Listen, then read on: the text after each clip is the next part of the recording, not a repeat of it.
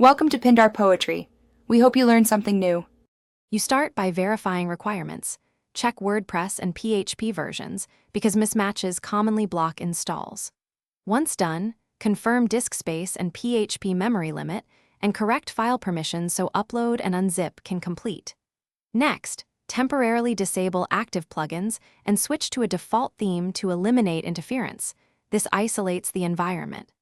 Make sure your FTP or hosting control panel credentials are ready and decide whether you'll install via dashboard or upload a zip via SFTP for more control. You now attempt the install and observe behavior. Try the dashboard upload and capture any error text because that tells you the next move. If upload fails, use SFTP to place the plugin folder into /wp content/plugins, then activate from plugin screen.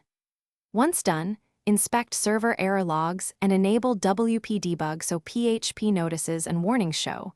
They often reveal permission, memory, or missing dependency problems. If activation triggers a fatal error, deactivate immediately and review the logs to avoid downtime. You finish by clearing any caches and resaving permalinks, since stale caches or rewrite rules can mask successful installs.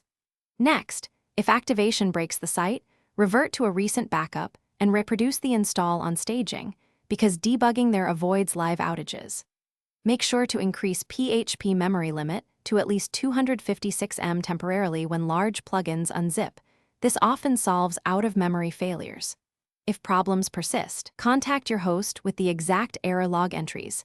They can adjust server settings or file ownership for you. Thanks for watching. Consider subscribing if we helped you.